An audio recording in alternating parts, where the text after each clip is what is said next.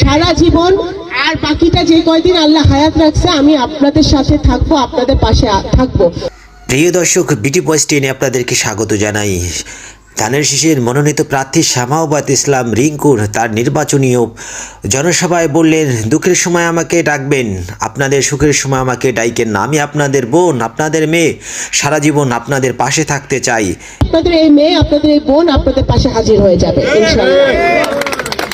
এবং শামাওয়াত ইসলাম রিঙ্কু আরও বলেন, আমরা যারা মুসলমান, আমরা ইসলামকে ধারণ করি, লালন করি, ইসলামের স্বপ্নেই আমরা জীবনযাপন করি, কিন্তু অনেকেই আছে ধর্মের চেতনা বিক্রি করতে আসবে আপনাদের কাছে, ধর্মের ব্যবসা করবে। এবং তিনি আরও বলেন, শেখ হাসিনার শাসনামলে এরকমভাবে মুক্তিযুদ্ধের চেতনাকে বিক্রি করে মানুষকে বোকা বানানো হতো। এই বিষয়গুলো আপনারা সতর্ক থাকবেন। ধর্মের চেতনা, মুক্তিযুদ্ধের চেতনা বিক্রি করে কিন্তু আপনাদেরকে অনেকে বোকা বানাবে। আমরা যারা মুসলমান, আমরা যারা ইসলামকে লালন করি, ধারণ করি, ইসলাম তো আমাদের জীবনের সাথে অঙ্গাঙ্গি ভাবে জড়িত।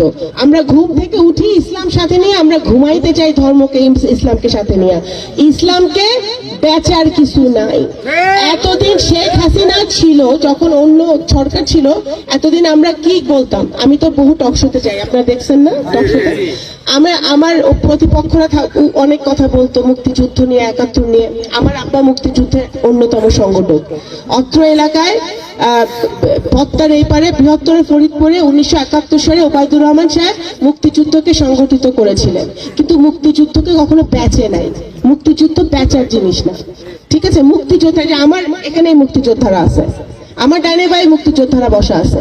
মুক্তিযোদ্ধারা একবারই জন্মায়, একবারই তাদের মৃত্যু, ঠিক আছে? কিন্তু আগের সরকার, আমরা বলতাম যে আগের সরকার মুক্তিযুদ্ধের চেতনা বেচত, বলতাম না? মুক্তিযুদ্ধের চেতনা বেচত, মুক্তিযুদ্ধের চেতনা বেচত।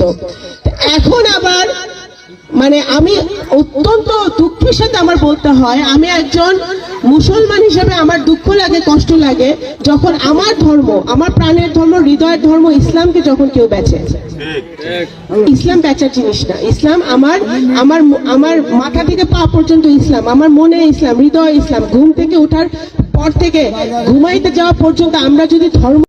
এবং শামাওয়াত ইসলাম রিঙ্কু আরও বলেন, আমরা যদি ধর্মকে ফলো করি, যদি ধর্ম মোতাবেক জীবনযাপন করি, তাহলে দুর্নীতি থাকবে না, চাঁদাবাজি থাকবে না, সমস্ত ধরনের অপরাধ বন্ধ হয়ে যাবে।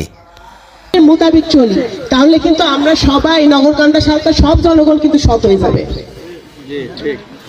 দুর্নীতি হবে না, চাঁদাবাজি হবে না, দখলবাজি হবে না, যদি আমরা ইসলামকে ফলো করি।